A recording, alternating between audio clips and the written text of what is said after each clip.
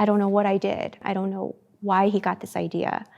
And I don't know why he decided that he could do this to me. Did I somehow seem so vulnerable so that a person saw me and thought they could get away with this?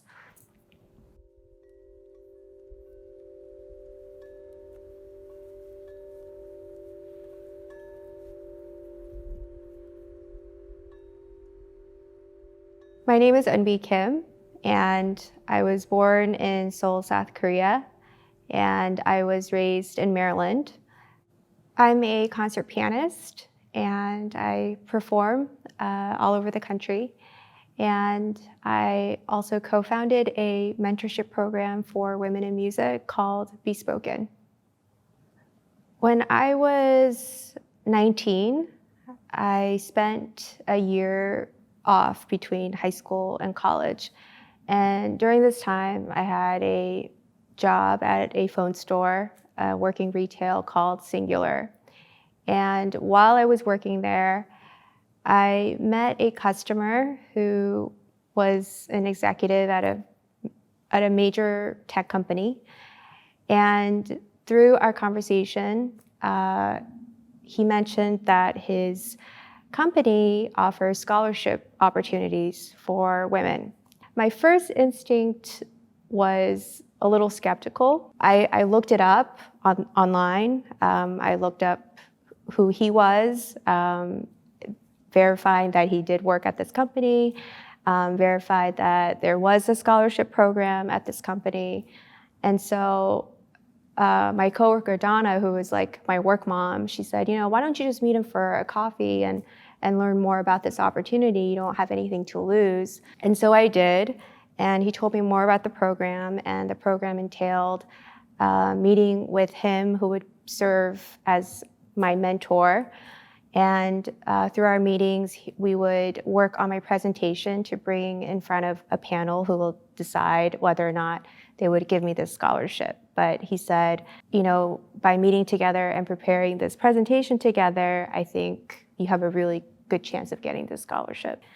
And so I met with him a few times, and they were always under the guise of working on the presentation.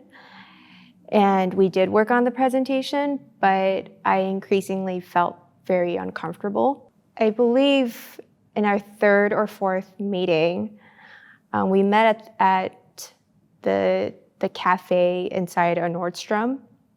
And he just finished looking at my resume and making comments about things to fix. And I felt very uncomfortable. Like, I felt maybe in that moment I should tell him, I don't know how I feel anymore about this mentorship program, or I was a little bit tense. And at one point he looked at me and he said, Eunbi, I like you. This is how naive I was. I thought I was actually relieved, because I thought he meant like, I like you as a person. So that's how I responded. I like you too. I'm glad that, we're working together on this mentorship. I'm really grateful that you're helping me with this presentation, and that you're so supportive of me getting this scholarship. So that's how I responded. But then later that day, I got this email from him. He wrote, I'm so glad that we told each other we like each other, because I'm ready for the next step, and I want all of you. So I remember just reading, I want all of you, and then it became very, very clear, like my intuition was correct in how uncomfortable I was feeling, but I was too scared to think they could be true. I wasn't quite sure. I was very inexperienced, so I wasn't certain. And I remember telling my friend about it, and he was outraged. And he said, this is really wrong. What he's trying to do is wrong. And I remember saying, I think he's just lonely, and I think he thought that I liked him. And I think if I just tell him that I'm not interested in the scholarship, then it'll be fine. So I was hanging out with the same friend one night, and the person from the tech company, I'll call him Anthony. Anthony called, and he called a few times, and I didn't answer. And my friend said, "You really have to just tell him straight up that you're not interested in seeing him anymore about anything, or talking with him, or just saying that you don't want any more contact because he doesn't know." And so I picked up the phone, and I remember saying, I feel really uncomfortable, and I'm not interested in, communicating anymore. And he said something like, "What do you mean?" And I said, "Well, I think there's been a misunderstanding." And he said, "What misunderstanding?" And I said, "Well, I think from our last meeting and your email, I realize now that you think I'm interested sexually, but I'm not. And, I'm sure it was just a misunderstanding, but I just don't want to talk to you anymore, and I'm not interested." And he said, "Well, this means that you're not going to get the scholarship." And I said, "That's fine. That's all fine, and I can just forget about this, and it'll be fine. I just don't want any more contact, so please don't contact me anymore." And after we hung up, he called back, and I picked up, and he started saying things like, "You were all over me. You were flirting with me. You knew exactly what was happening." And then my friend took the phone. He left the car.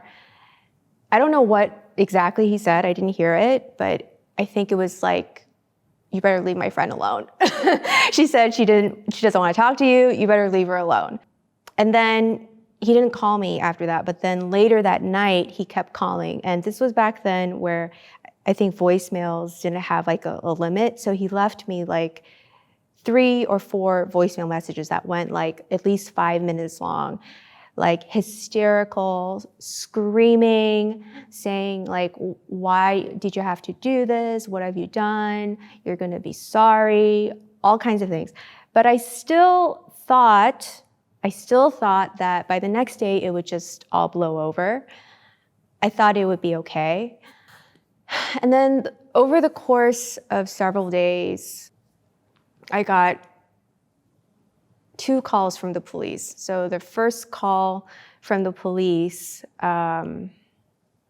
it was a police officer saying, we received a complaint by Anthony, who said that you and your friend have been harassing him.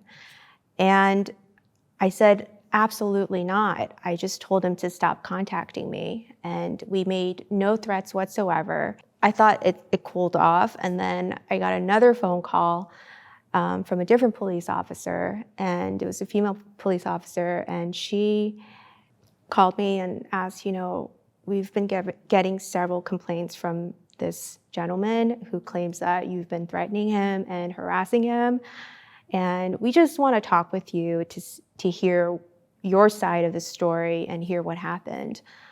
By this point, I told my mom what was happening. The police officers, there were 2 police officers that came to our home and asked me a lot of questions about what happened and what this threat was, what this private information was. I showed him the business card that he had given me, and I said, I did show my friend this. And then the police officer said, "Yeah, that's public information," And I told her everything that happened, and I said, I just told him that he needs to leave me alone and that there's been a misunderstanding, and I'm not interested in the scholarship opportunity or anything anymore. And I showed her all the emails that he had sent me, And I printed them, and she's reading, and she's like, who writes emails like this to somebody they're offering a scholarship to? I mean, this is ridiculous. When my mom and I told my dad what happened, because this all sort of happened in a very short period of time, my dad was very, very angry.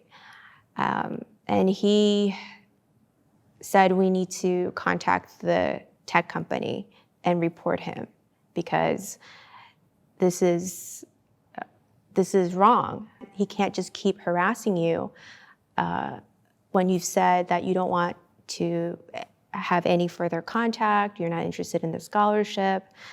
With my dad kind of sitting next to me, we called, I think, the 1-800 number of this tech company.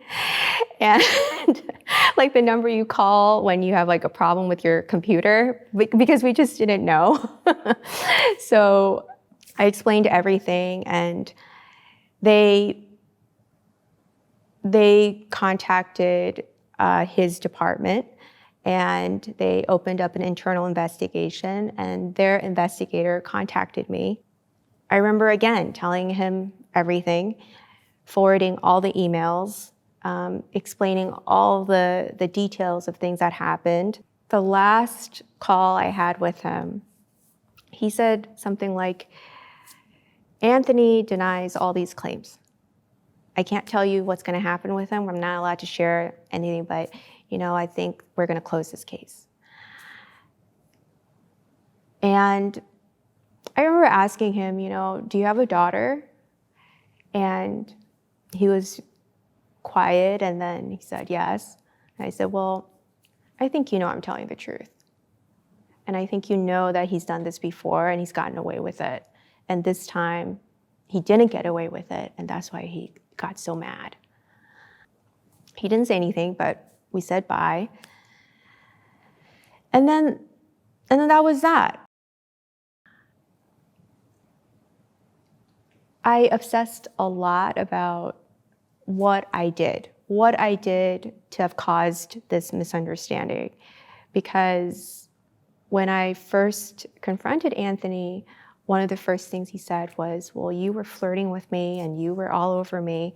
And that made me extremely hyper aware of my behavior for a long time. And I think I carried a sense of guilt with that. But this guilt came from feeling like maybe I brought this upon myself. Like what this person did was wrong, but maybe I should have known better, and I should have been clearer, and I could have done this differently. But the truth is that because you hear this kind of messaging a lot. I mean, if you end up feeling this way after going through an experience such as this, it's normal, because you hear things in the media, like for the Atlanta spa shootings, for example, one of the early kind of narratives that were being formed were, oh, these women were sex workers. I think even if they were sex workers, they did not deserve to be shot. That shouldn't be the focal point. And it took me a long time to realize, like, even if I wasn't flirting, but even if I was, I can still say no, and I can still refuse to have sex with somebody, and I can tell somebody that not to contact me anymore, and I can set those boundaries freely, and they should be respected, rather than feeling like I need to make sure I behave a certain way so that I don't invite this kind of rage and violence towards me. I feel the narrative around these kinds of situations is somehow the woman did something wrong, or invited, or tempted, or did something to cause a kind of reaction from the man. And certainly I see this a lot in the Korean American community, especially sort of the religious community.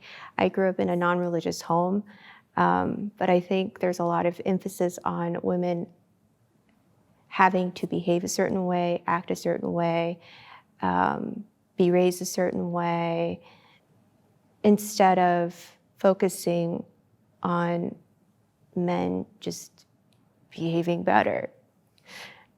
So I guess my point is that it's not, the burden is not on you. It's the burden should be on the person behaving badly, and they should be held accountable.